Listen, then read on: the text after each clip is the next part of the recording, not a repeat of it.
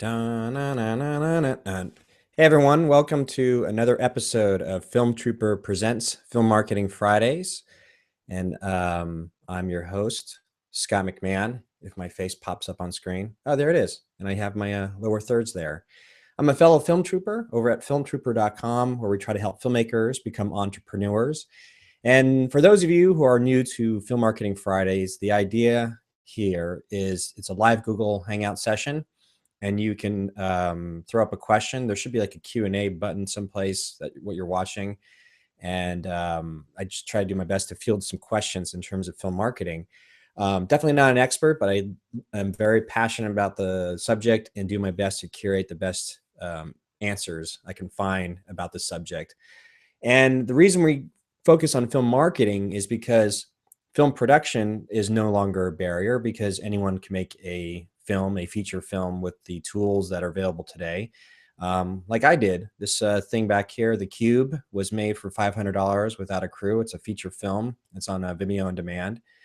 And that leaves us to the next section, which was film distribution is no longer a barrier, because now we have things like Vimeo on demand and VHX TV. And if you want to pay an aggregator, you can get your film onto iTunes and Amazon and Netflix and so on.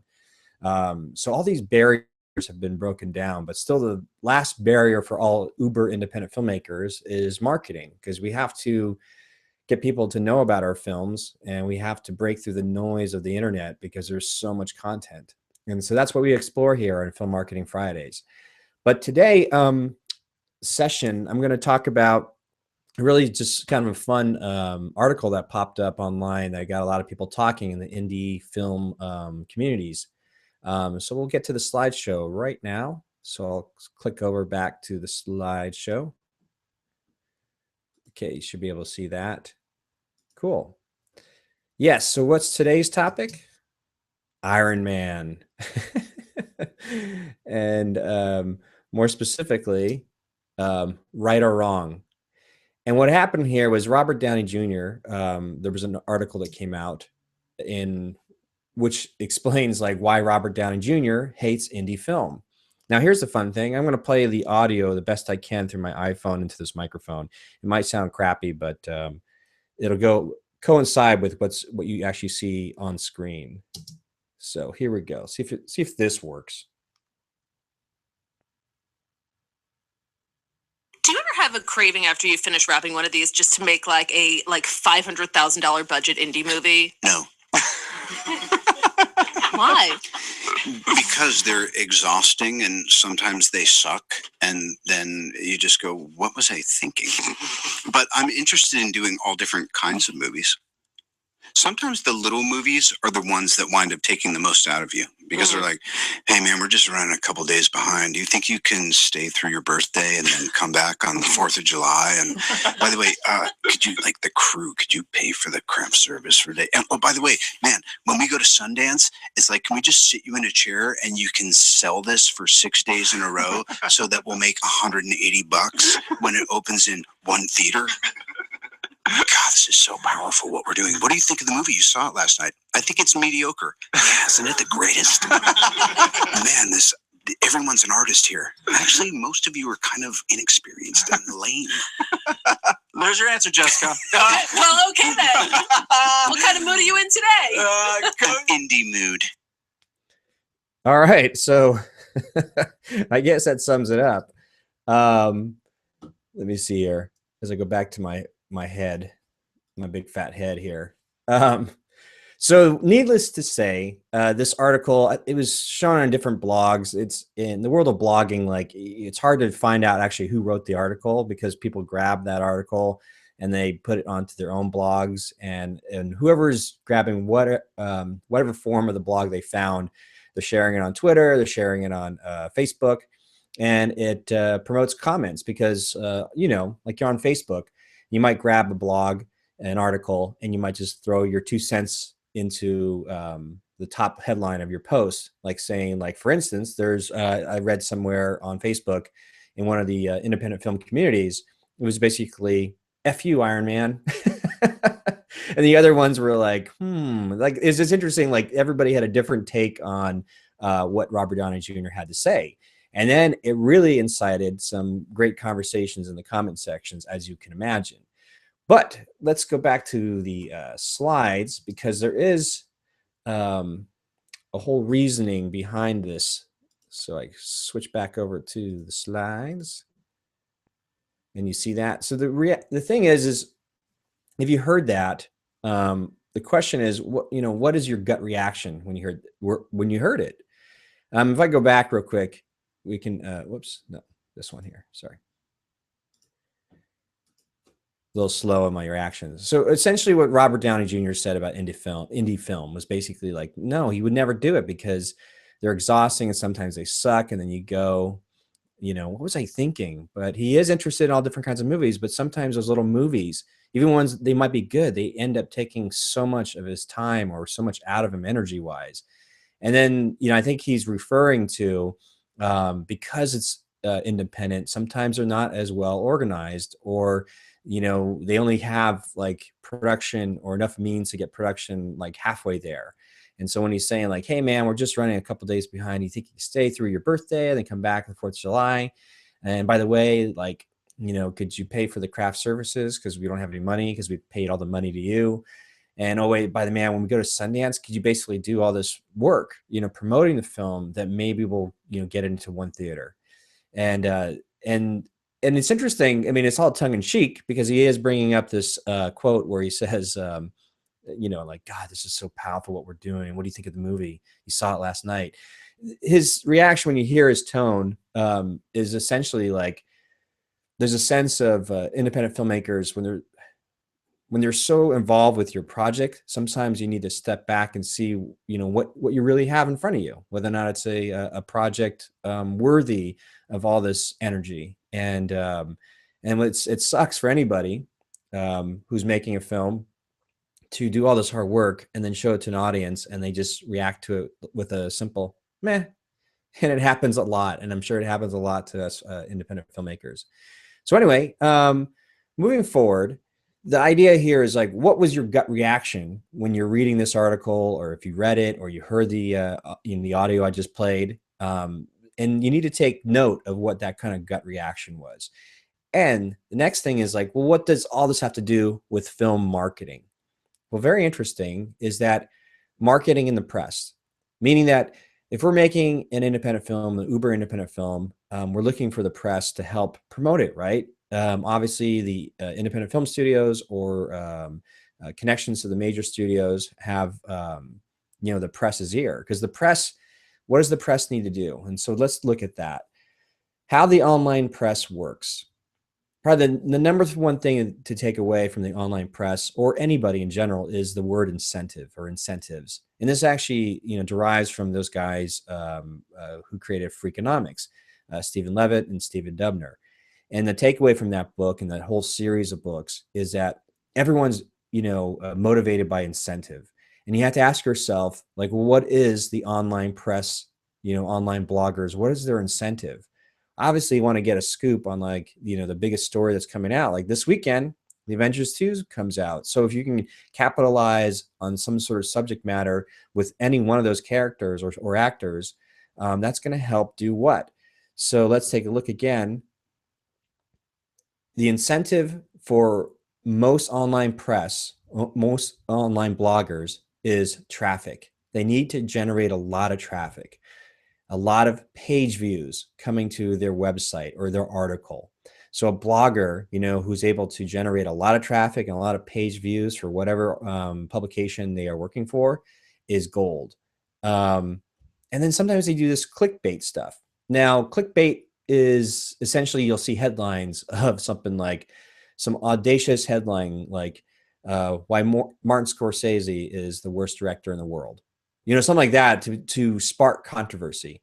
And obviously, this one with Robert Downey Jr. was why Robert Downey Jr. hates independent film. That's clickbait. So you click it because you're like, what? Let's read this, and then it causes engagement. And when engagement is all those things that happen in the comment section, like, oh, and you'll hear two sides, like in this particular article, in all the different venues in terms social media platforms, in terms of Google Plus, Twitter, Facebook, Different people have been posting this, reposting it all over the place, and there's all this discussion and comments within these smaller circles. And you'll hear like half the people going, right on, man, he's telling the truth. It's brutal, but he's honest. The other side is like, F him, screw him. And they're, not a Robert Downey Jr. fan anymore. And then start ragging on like, wish he was still on drugs, or, wasn't so big headed, or it's crazy. The kind of stuff that pops up. But what happens here is this creates engagement, which generates traffic, page views, and continue to feed the beast for the online press. Online press sometimes works off rumors, because you can literally put a blog post together and simply say something like, did Robert Downey Jr. just kill Marvel's franchise? Question mark. Just because you have a question mark in there, then you could just propose like it's heard through the grapevine that so-and-so did this. There's no substantial truth to any of it. You just be throwing up speculation. But what does speculation do? It creates traffic, page views, and possibly engagement. So unfortunately, the online press or online blogging world is really victim or of faulty reporting, because things have to go so fast. There's not a lot of time to vet the articles. You're just grabbing, what you hearsay from another blogger and grabbing their link and using that as your reference for, news authority. I don't know if that's a word, but essentially this is the link economy. And this comes from Ryan Holiday, who's an author of the book, Trust Me, I'm Lying, The Confessions of a Media Manipulator. And he talks about the link economy, where bloggers grab links from other bloggers, and there's not a lot of verification of whether or not the stories are true or not. So once you understand how the online press works and how these blogs sort of generate a lot of fervor or a lot of engagement and a lot of discussion, the next step is to ask yourself, like, well, how does this work? Well, here's the number one thing to take away from this is that anger spreads. So if you need to create viral aspects of things, besides cute cat videos and just kind of something unique, or some kind of like a car chase or car wreck, like those dashboard cams you see like in Russia. One other thing that really can spread is anger, which is why discussions of politics or in the comments section, everything ends up, falling back to like religion and politics, because these are very like wedge items or topics that can just create anger. And so here in the small world of the independent film community, an article comes out where a big star basically has an opinion about independent film or his experience with independent film.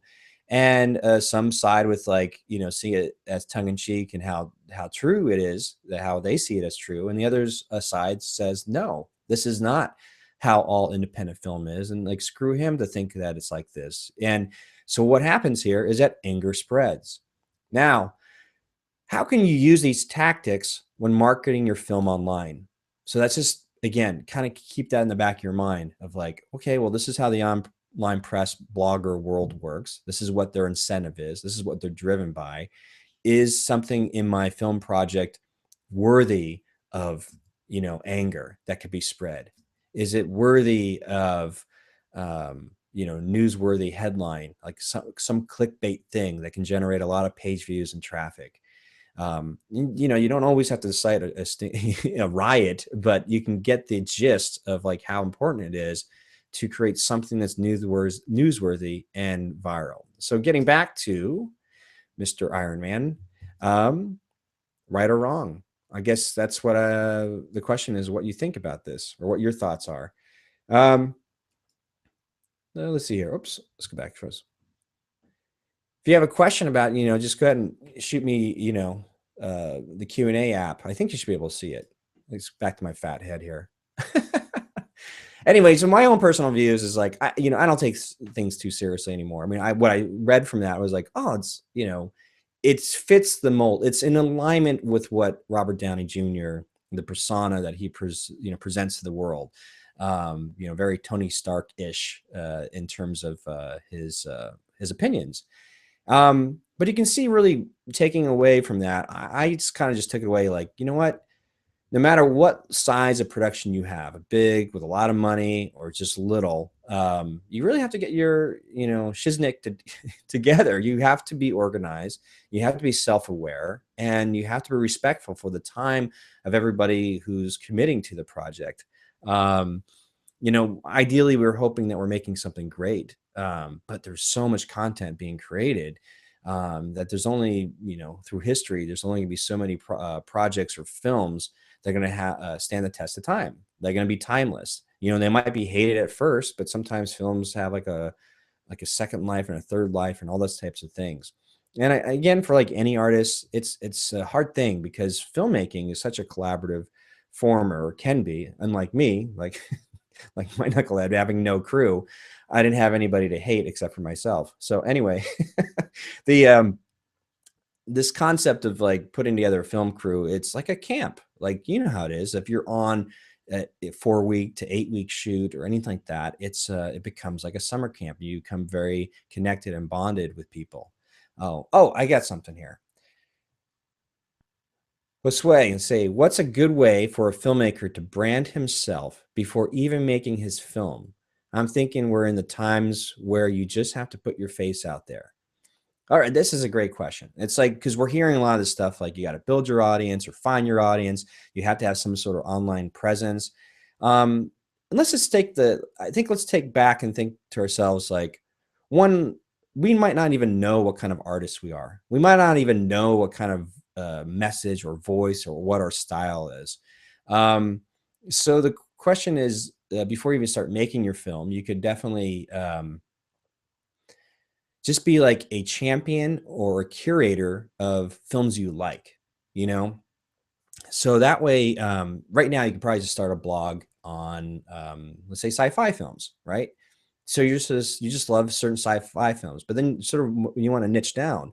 Like, it's interesting. One of my favorite films this past year was Interstellar. A lot of people, liked it, or some people hated it, or just had flaws with it. I mean, that particular film was what I was hoping it would be, exploring deeper questions about scientific theories and so on. It caused me to go out and actually buy the book, The Science of Interstellar, to read more about Kip Thorne, the astrophysicist, and about his work in gravitational waves and so on. But in that book, it just led me down a rabbit hole of getting more out of it. So when I rewatched the film, when it finally came out on Blu-ray, I had a different perspective on it. Anyhow, so what I'm getting at is, like, there are certain films like that that make you think deep, think deeper.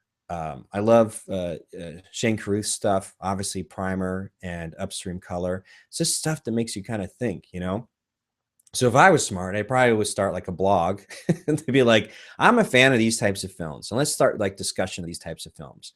And you might connect with a tribe, a group of other people that just like very specifically, like, oh, I like those types of films. Have you seen this type of film? Or, have you seen this film Coherence? Or have you seen this, whatever, this French film? And what happens is that you develop a dialogue, a discussion, and you're in nowhere in shape, form are you saying that you're a filmmaker. You're just celebrating, you're curating. And what happens is, as somebody stumbles upon your blogs or your insights of things that you're interested in, you start a conversation. And it could be as small as like 10 people that spread out all over the world, but they're 10 real people. And what happens then is that if in the back of your mind going like, this is the type of film that I would love to make, then you're like, okay, at least I started the conversation. I have a place where I harness and I curate some of the films that I love. And then you can announce to this small tribe or group that go, I'm making a film like this. I don't know if it's going to be as great as any of these things that we all cherish, but I'm going to give it a shot. What happens there is that even if you make it halfway decent, you'll have, I think, the buy-in from the community that you've built, because they at least see you as like somebody trying. And then if you get there, or they want to help out, because if they're fans of those types of films, and they see that you are a fan of that films, but at the same time that you're going to give it a shot at making one yourself, you might be surprised of what rabbit hole that takes you down in terms of what kind of support you get. I need to do that for my own film projects and stuff that I'm working on as well. and that gets in a whole other topic we'll have to get into another time, which is essentially like time management, because time is so precious. And that is important because what Robert Downey Jr. was saying was time. These smaller films can take so much out of them, time and energy. And time is probably one of the most, or if not the most precious commodity we have.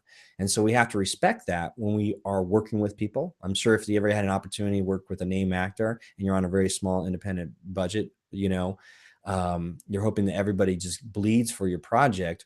But the reality is not everybody could be on that same energy level. So, I'm not too sure I answered your question, Jose.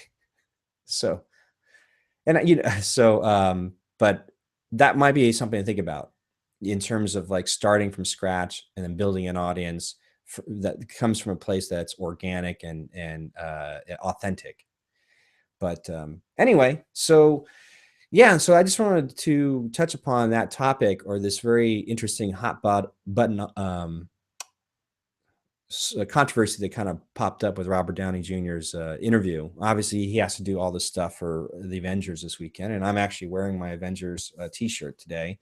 Although I don't know if I'm going to get a chance to see it this weekend. My daughter is with some kind of boy. No, anyway, that's another topic. Let's see here. Yeah, so, I can wrap this up. We can make it a short session. There was actually supposed to be a filmmaker that was going to join me tonight. It was a young filmmaker starting out, and I wanted to get a sense of where he was to help other filmmakers out. Oh, Jose, thank you so much. It did make sense. And yeah, so again, if you are a filmmaker that wants to jump on one of these live hangouts with me, and if you just have questions, just imagine if this is a cool thing. Just imagine like you had 1 hour to have a one-on-one session with some Hollywood marketing executive at a studio. I'm saying I'm not that person, but just imagine that. What kind of questions would you ask? And if you want to be on, on the show, just, hit me up on at filmtrooper.com. And there's a contact link down below, and just shoot me your questions or introduce yourself. And if you have a film project you want to promote, and maybe we can get in more discussion, more deeper discussion about maybe some marketing plans or strategies behind it, that would be really, really helpful. Again, this platform is just here to help everyone, especially all the uber independent filmmakers who are just out there trying to make their project and trying to knock down this last barrier of marketing. And so, yeah, let me see here. I think we're good. Oh, wait, here. Oh, here. Is this different? Oh, hey, Josue. So he was asking, is this different than a hangout where we see each other on the camera? Well, this hangout, because it's a hangout on air, it gets broadcast live, and then it gets posted to YouTube as a recorded session. Josue, if you want to join in, let me just, I'm going to throw you this invite. So I have a special invite code or link that you can jump in on. If anybody else wants to jump in on, all you have to do is just throw your email up into the Q&A, and I will send you this link. So I'm doing that right now. Let me know if you get this, Josue, so you should be able to see this come in. So yeah, I'll keep it going until we get our first guest on. So the Film Marketing Fridays,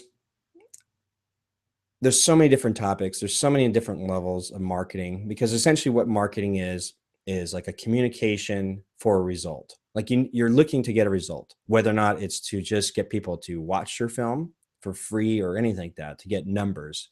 In the marketing world, the business world, they call it leads. You got to get X amount of leads that eventually will become buyers. So it's like this whole sales funnel of here's the leads, and how do you convert them to buyers, and how do you convert those buyers to like loyal fans or loyal customers or repeat customers.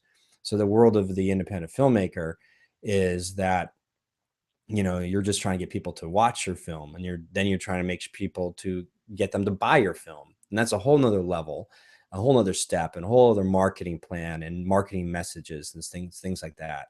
But hopefully today's lesson, or what we learned from what this article stemmed conversation from, is that anger spreads or controversy spreads. And so if you have something unique about your film that could be angled or in that respect, that could give you a leg up on other filmmakers who may not have a very interesting topic, unfortunately. But like, if I think documentaries sometimes lend themselves to a little bit more of social causes or controversial, topics that can give fodder, give good incentive for a blogger or the press, the online press. Because again, what does the online press need? They need those page views. They need that traffic. And you'll see some, and you'll find yourself, I guarantee you'll find yourself every once in a while clicking on something, that's just a waste of time, but you just did it anyway. Hey, how are you? Hey, how's it going, Scott? I'm sorry. Good to see you. Thanks Hey, for the man. invitation. It's good to see you again. Yeah, it's been a while. Yeah, wait, I pronounced it correct. Is I Josue? Yeah, Josue, yeah, you're pronouncing it right. Yeah. Now, Josue comes, I'm in Portland, Oregon, and Josue's in Florida, right? Yeah, Miami? Miami, Florida, yeah. Nice, see. Why aren't you not at the Avengers opening? No, just kidding. Yeah. It's crazy over here, you can imagine, huh? Yeah. I'll probably catch it sometime Sunday or Monday after work or something like that. Oh my God, it's so funny because, well, looks like my daughter is going to see it like Sunday, and I'm just supposed to drop her and her friends off, but just ended up becoming just her and some boy. And I was just like, well, I want to go see it. And my wife's like, no, we can't let him. Like, I gotta leave him alone, and then I gotta go, wait the next weekend. I'm like, wow, a whole week, Yeah, I'm gonna go to work with my ears covered. I don't want to hear anything from anyone. Well, I like it. Like, I don't know. I go in with low expectations. Someone grew up with pop culture and loving comic books as well. It's like, hell with it. I'm cool with it. Like, if there's a lot of comic book or movie films, I just, I'm lucky that my wife doesn't like romantic comedies and she loves sci-fi and comic book films. So there you go. Lucky you. I'm the complete opposite. Oh no! Wait, was your wife like romantic films? Yeah. Girl films. Oh, yeah. I have to go through that torture every now and then, but hey. So let me ask you, where are you with your struggles in terms of what's the latest challenges you have getting your film, or what kind of film, or do you have are you just kind of stuck in direction where you want to go with your next film or something? Well, a little bit of everything. I do feel like I'm stuck in a sense because I have all these great ideas, but because I'm an independent filmmaker like you, and like you, kind of limited as far as what I can do with that idea, as far as budget and money wise. So I'm always, trying to train myself to come up with these concepts that are low budget, that are manageable, that could actually happen. And one of the things is that I'm trying to come up with the themes for these films, and then try to build upon that as far as branding, and trying to get that audience to come in as I develop the film, just to build the buzz. And I'm not promoting directly, hey, this is what I'm doing, but kind of like build conversation that'll form part of the films.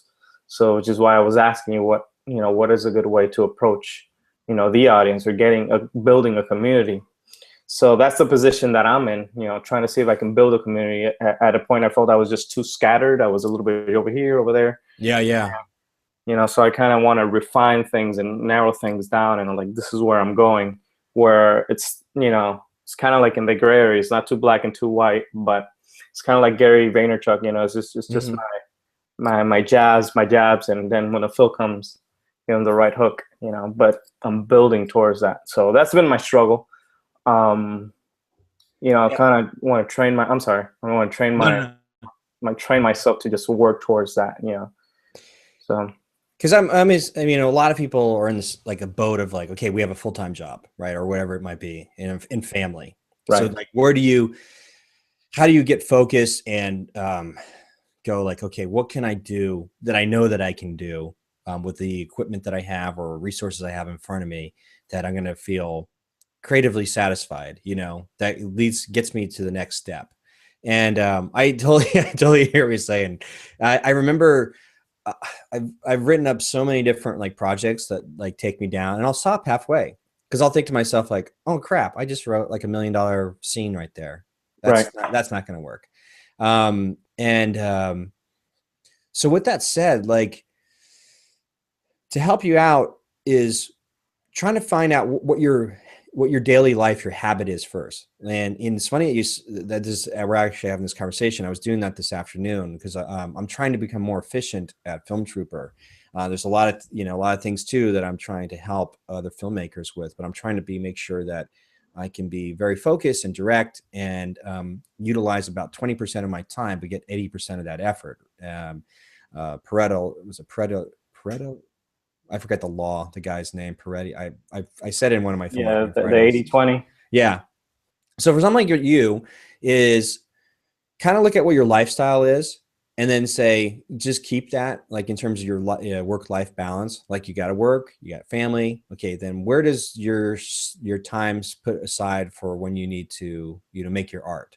And then with that said is not maybe simplify it in terms of, the direction and the focus on community. Like I said, if you have in mind kind of like the type of film that you want to make, then maybe just start again being a champion, a curator. And all that means is like you have a Facebook page or you have a Google Plus page or a blog. You really want to like a website that you can blog, that you're just grabbing maybe articles or like, oh, I just saw like just stuff that you would normally do anyway. Right. Just stuff that you're already interested in. So you're kind of going through and say, I don't know let's talk about what kind of films do you really like? Like, or do you have an idea of like, you don't have to tell us what your film's about, but like if it was to match up to other types of films that you are fans of, can you explain a little bit more about that? I guess most of the films that I enjoy are pretty much under the thriller drama genre. They usually have some sense of either faith element or motivational element to it. Give me like 5 movies that you enjoy of that genre. Okay, let's say you've seen Prisoners. I have not. No. Okay. Wait. Prisoners. Wait. Prisoners. Hugh Jackman. Yeah, that's right. And Jake Gyllenhaal. Right. Jake Gyllenhaal, yeah. And movies like that, or what else I can tell you? I also like action, so probably like The Equalizer. Not too crazy explosion type of movies, but it really focuses on the character. And what other type of movies? Mystic River. Okay. Movies like that. Also trying to see if I can, come up with movies that'll kind of represent the city as well. And that's kind of been a strategy for me, trying to build a community of video creators within my city. Mm-hmm. And trying to highlight that. So yeah, Man on Fire. I'm a big Tony Scott fan. Yeah. So most of Tony Scott's films I really love. Deja Vu, Man on Fire. Yeah, sad what happened to him at the end, but yeah. Yeah. So yeah, stuff like that, man. Okay, so here we go. We got and the guy did Equalizer, also did Training Day. And Quan, right. What's his last name? But anybody from the end but that. But anyway, so we got Tony Scott style, or Anquan, I think his first name is. Very good directors and very specific to that kind of style of film. Now it's interesting because you, as an independent, it's like what's fascinating to me is about this article, this whole thing about Robert Downey Jr. talking about independent film, is where he's kind of like mocking like those independent filmmakers who get so wrapped up in their art or their belief that they have something great. Like, man, isn't this stuff great? And like he's stepping from the outside looking in, like, no, it's kind of mediocre. It's kind of lame, actually. It's like there's a thing that we all have to do as artists is become self-aware. Right. So even though you have aspirations to do a Tony Scott style, film, because in your head, that's all you've seen, or maybe perhaps. Now it's like, okay, you're taking inventory and taking stock of what you do already have. Like what, maybe it's only an iPhone. Like maybe that's all I have, but I have an iPhone. I live in Miami. Like you said, there's a whole beautiful sort of rhythm and a character to the city that you live in, So how can I create something that has the underlying themes or stories or tension and drama that all these movies that I like, but I'm going to have to tell it through a different lens. I'm going to have to, and the only way you can do it is like look at your equipment and start filming some stuff. And what happens there is that the footage that you get, that's the kind of film that you got to think in your head, like, okay, this is the type of film I'm going to be able to make. Because I know that if I look at my iPhone, but in my head, I'm thinking Tony Scott, and I get disappointed when I look at my iPhone. I'm like, oh crap, it looks nothing like it. You know what I mean? It's like, it's just all this kind of stuff. So, it's really helpful to get to that place where you're kind of like, all right, this is what it is. Like, you know what? Maybe not take it too seriously. It's just simply like, this is my world. I know I could rattle off like a clip or two here and there in between my work life and family life. But I love having these conversations about these types of films. So I should just do it. I mean, it's like to just push everything outside and not worry about like, almost like eliminate as much noise as possible. I've done something too where, when I was learning all this stuff about online business, online marketing, I would stop. I just got too much information. There's a great quote. I think it came from the guys at Copywriter, now Rainmaker.fm, Brian Clark. He was saying, there's a quote, I don't know who said it, who wrote it, but essentially is, we are drowning in information. We are in the age of drowning in information, and we're starving for wisdom. Wow. So there's just way too much information out there. There's way too much content. So we need leaders, people like you, to like strip down the noise and become like a curator and a champion of one specific thought, whatever that might be. So you said you like dramas and thrillers, and there's some faith aspect to it. You got to drill down deep and like find out what that core is, what that through line is. If you're writing a story anyway, those are the things you're going to discover about your story, those types of themes and the spine of your story. Well, the same can be told true to the whole cause or the things that you're interested in. And what that does, it gets you focused. Then that'll get you focused on like, okay, I'm going to do these types of films. So let me just be somebody who curates and champions or have a place for discussion. And utilizing some of the things we just saw into like this session of Film Marketing Fridays, finding ways to not say generate controversy, but like maybe your headline or what you share on Google Plus or Facebook in groups or communities of other filmmakers. Like you might say, like, are you a fan of Mystic River, or fan of like certain movies that you're trying to tie into? He goes, did you hear about this crazy story? So somebody might go, oh, I love The Equalizer. What's this crazy story?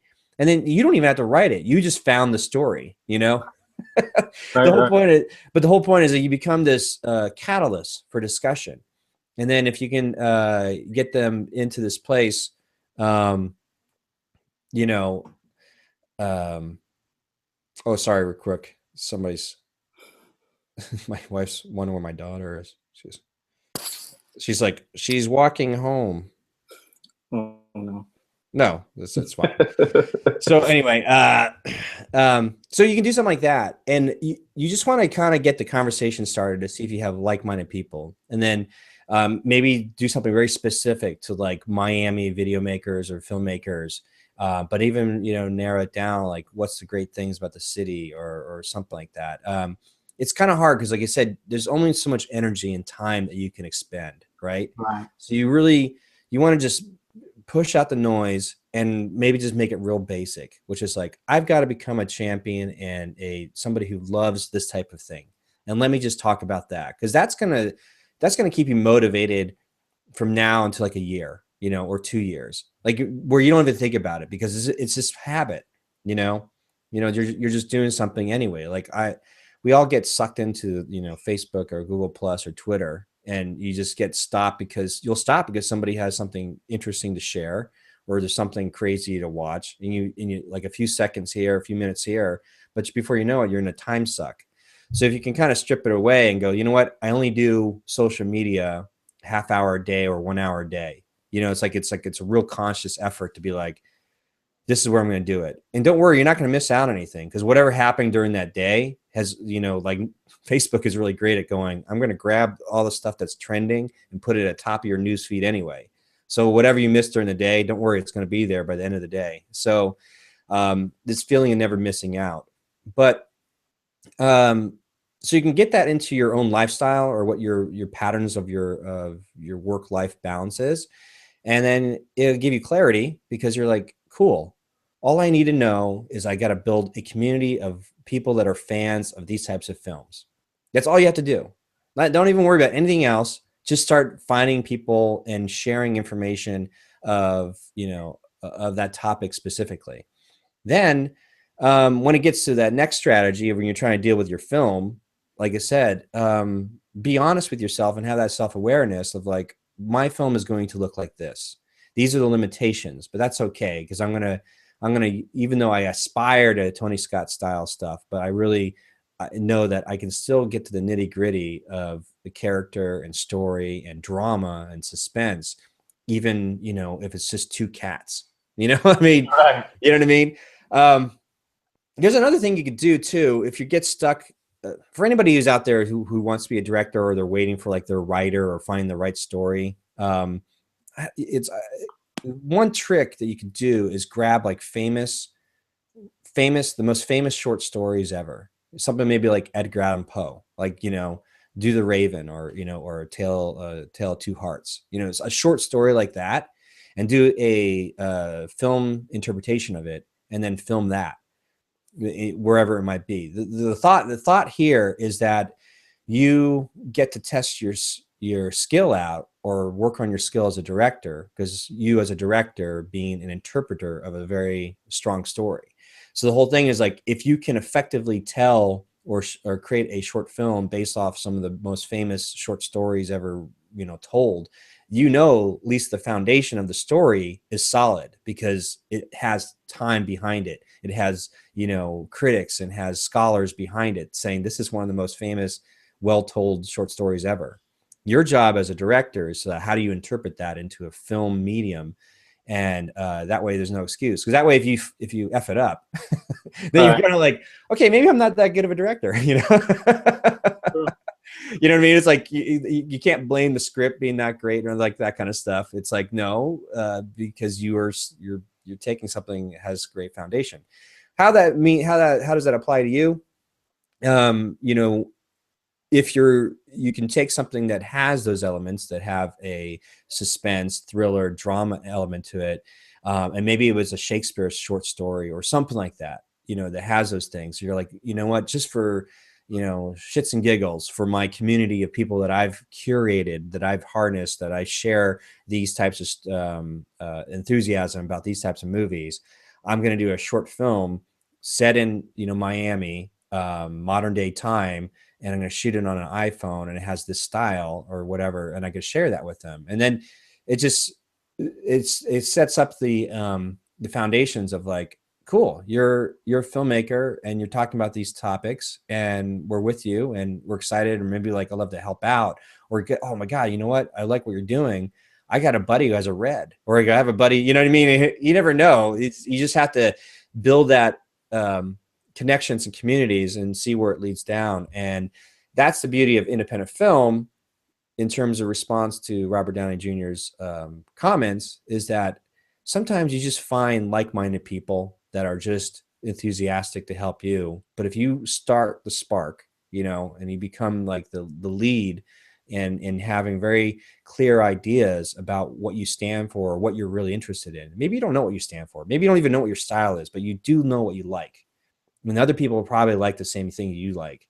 So if you can start it and have a place for people to push the noise out of the way, and have a very clear sort of conversation of what your website or what your topics, the things that you like, helps the other people come in, know where they at. Because nothing's more frustrating than coming to a website and seeing too many options, you know, because it's like, I'm not too sure what is available on the site, you know, or what this person's blogging style, or what they stand for, what is their soapbox, you know. So that's something to think about. I don't know if that would help, or if that's helped any bit, you know. Oh, definitely. It It does. At least that advice does help. Because And my fear has always been, you know, what you mentioned in the beginning of drowning, you know, and that idea. And for example, you know, like what you said, you know, film marketing, the marketing can get so overwhelming. Yeah, and it's just nonstop. That's marketing itself is a monster. Yeah, you know, I'm trying to, this whole journey is trying to find a way that marketing's fun and it's almost like habit. Like it's not work anymore. It's where marketing is nothing more than a form of communication, but a form of communication to get a result. So, where you don't have to be such like a marketing master. Like I think if we keep it real basic, like I said, is that let's start with what you're really interested in, because that's the only way you're going to have the longevity into anything is that you have interest in it. I mean, the worst thing is to go into I'm going to make a zombie film. I don't even like zombies, but just because I know I can make something cheap and it's a hot, you know, there's that genre seems to always be hot or whatever it might be. Then you make a film, but there's something behind it that's not authentic because you really don't have any interest in like zombies or vampires or wherever it might be. Right. And you sort of just compromise because even on an independent level, you still compromised because you thought like this still might be the most practical thing you could shoot, the most practical thing you can make in a short time frame and possibly give you a leg up in, you know, your next, you know, career move. But if you're going to have any authentic sort of connection behind it, you got to have some love behind it. And because you're in it for the long haul, you want to be able to have these conversations with your fans or about a particular topic that even when the film is done, you're still having conversations about something more deep. Like I was mentioning Interstellar, I could see something like where there's a need to have more discussion about the theories and the concepts of what's really happening in space, you know, technology and science and things like that. Like now the conversation just left the film and it just went into a whole nother exciting topic of other, you know, interstellar, you know, planetary space travel, you know, until like the next film comes out, which is The Martian, you know, with Matt Damon and that kind of stuff. You know, it's like just reading that book and how scientifically grounded that thing was. It was exciting. So it's like, you can see if somebody was a curator of those specific types of films, and they were probably out there, you can join that community and have this visceral conversation. You want to get to that place where your film is just part of the conversation. Like it's not the end all. I think that's the thing where I took from Robert Downey Jr.'s quote, or what he was saying was that, you know, sometimes we're so wrapped up in the film being so precious that it means everything. But the reality is maybe it doesn't mean as much as you think it means. Maybe it's just a portion of a larger conversation. And so it's just like it's like a side note. You know, there's a lot of people making like YouTube stars. They're making films, they're making feature films, but then they're back doing what they normally do. It's not like, you know, they haven't like jumped YouTube to be like, all we do, okay, now I'm done with YouTube and now I'm making feature films and that's all I'm doing. Because they haven't lost their identity. They haven't lost their passion, which is still doing these like small homegrown sort of videos, and they're connecting with the community. And, you know, they don't know any different. Like them making a feature film was just like something fun. That's not as precious. And it did, you know, much better than a lot of independent filmmakers who got all wrapped up in like, this is it. Like all their eggs are in this one basket. You know what I'm saying? Yeah. So it'd be really fun for you because I know that, you know, we've connected over a year or so. And I was thinking like, now that I know what your interests are, it'd be really cool to see that, you know, stuff you start posting on Google Plus or something like that, of just your passion about those types of films. And you might even do something where you go, oh, hey, I'm going to recreate the scene from A Man on Fire, or, you know, gosh, what is your favorite Tony Scott film? Let me ask you that. I love Deja Vu. Oh, okay. Yeah, I don't know if you've ever seen it, but Yeah. I thought it has a little sci-fi in there. I don't know what it is about Tony Scott's. He does these things with these long lenses. I don't know. Like it's like he shoots like the zoom, but it's like still close up, but it's like long lenses. Yeah. something like that, especially with Top Gun and stuff like that. But it's like even Crimson Tide, and is that it has this epicness to it, and it's really fun. The challenge could be like, I'm going to recreate this scene from Tony Scott's movie or whatever, Deja Vu. We're going to be set in Miami, but I'm going to use my iPhone, or I'm going to use my DSLR, and just like, and as a fan. So then you can then you share that on your YouTube channel or your blog post or whatever it is, and what you're doing is you're sprinkling in like moments of your filmmaking passion to this community that you are sharing your blog about in terms of these types of movies. And then you can probably dig deeper into why you like those stories, and like, I mean, then ask your community, why do you like these stories? This is why I like these stories. Like, I don't know why these particular films just make me go, oh, this is why I want to be a filmmaker, you know? Yeah. And you might not know it until you start exploring by sharing a post. And these posts that you write can be very short, you know? There's no rules that anything has to be long. So not to kill your time, like you've got your family, you got, work, and you have this passion, just know, like, you know what, tonight, I just want to talk about this. And here's my two cents thoughts on why this was such a great scene in this movie. And that's it. And then, and then you maybe just do a little screenshot of what the scene was. And then later that weekend, he says, okay, I recreated the scene, and here's my iPhone version of it, But you never know where it goes. The thing is that what people will see is somebody being authentic, somebody being real. And so when it comes time to make the leap to make your movie, you will have a community of like-minded people that you can pull from, and who knows, they might actually come to your rally to support you.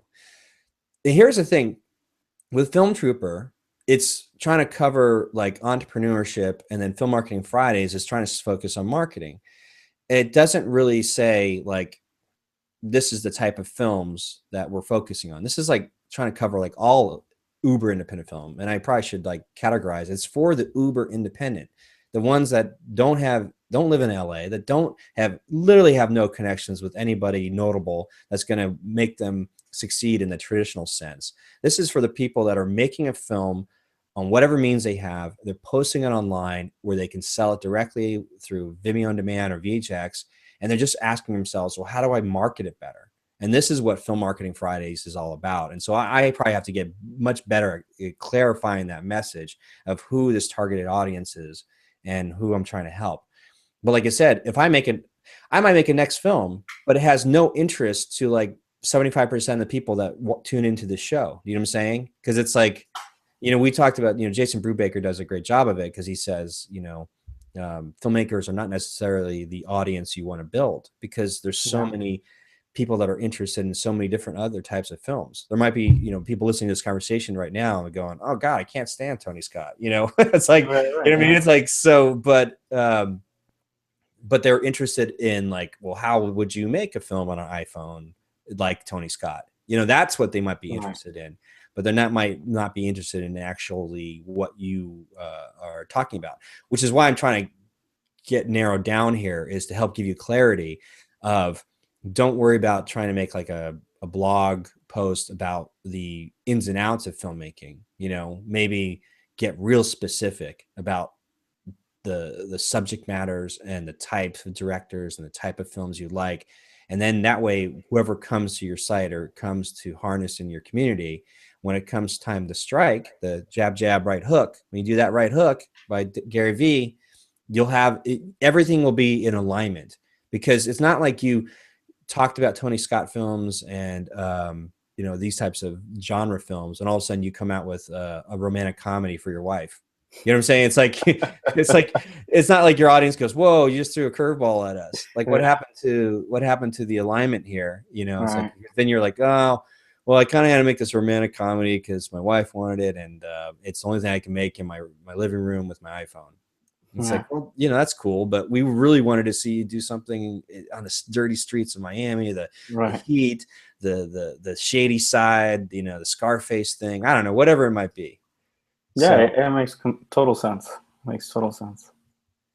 So I gabbed a lot, but if you have any other questions, if not, I mean, you should come back on like next week. Maybe Yeah, we for can sure. keep track of it. Like say, oh hey, so what'd you do? Did you get any clarity? And did you come back next week?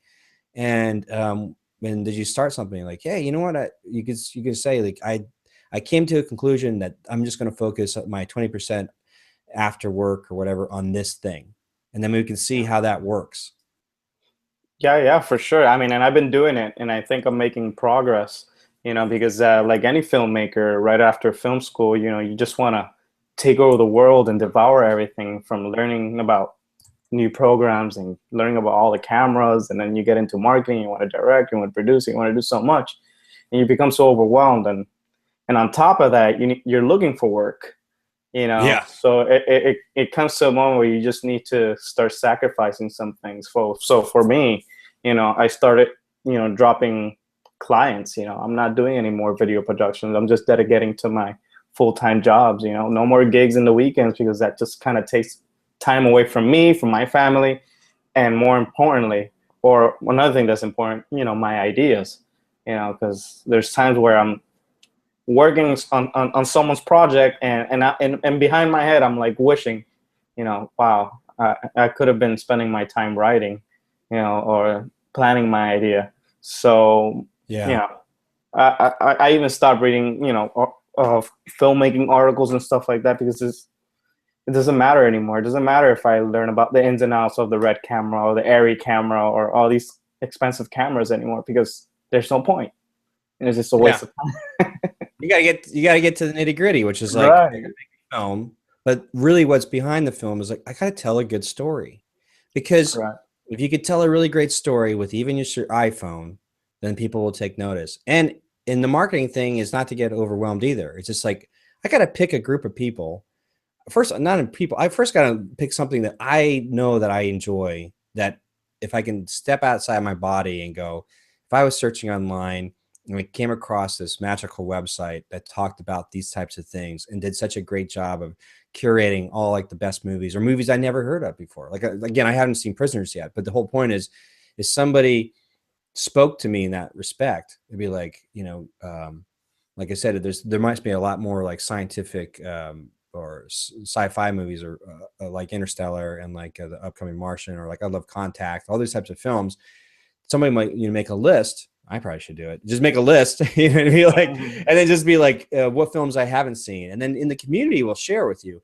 Have you seen this independent film, or have you seen this is a great one? And before you know it, you've removed all the clutter and you've given yourself clarity, and that's all you need really to start with marketing. I think is just have that clarity. But I think it's great that you just point out like you have stopped doing so many things, because what Steve Jobs is famous for that. There's great power in saying no.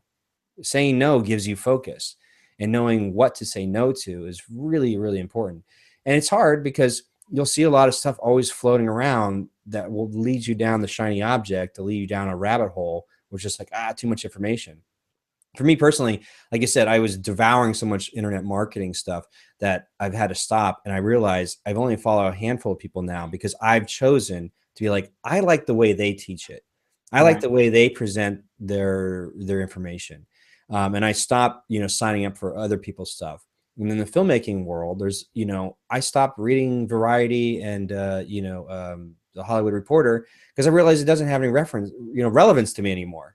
Like I'm in a world of, we are all in a world of just trying to make a visual story and then sell it to a very small group of people online. And you realize that almost has nothing to do with the Hollywood system, because I don't live in Hollywood anymore, So, but anyway. So it's cool that we're in the same boat, and yeah, for sure, next Friday I'll join you. Yeah, hit me up. I'll let you know if see, next Friday I should be able to come back late. I'm on a field trip. I think I'm on a field trip with my daughter, so we were coming back late. So it'd be like another 7 o'clock session or something. But I'll let you know. Well, it's 11 now over here, so well, everyone's asleep. Awesome. Well, let me close out here real quick. I got to pay my version of paying the bills. If you have stuck around this long for the hour-long session, for those of you who don't know, whoops, here it goes. Yeah, if we were just talking about getting stuck trying to make a film, I offer a free equipment list of everything I use to make my feature film for $500 without a crew. It's over at freegearguide.com. Again, it's just helpful if you're stuck because you can see like, it's fun going through the equipment list. Like, oh, what did he use? Oh, I got that. Oh my God, I have a better camera than he did. Whatever it might be. Just give you inspiration of what can be made for so little. So again, if you head over to freegearguide.com, you can get this free equipment list. And that pretty much wraps it up for this session.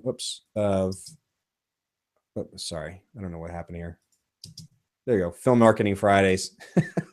Thanks, everyone. Enjoy the Avengers. If you like that kind of stuff, I love it. I'm going to be fine with whether or not it's not as good as the first one. It's all good to me. Anyway, Josue, thank you so much for joining me. Hey, take care, man. Thank you for the invitation. All right. I'm going to stop this broadcast. Here we go.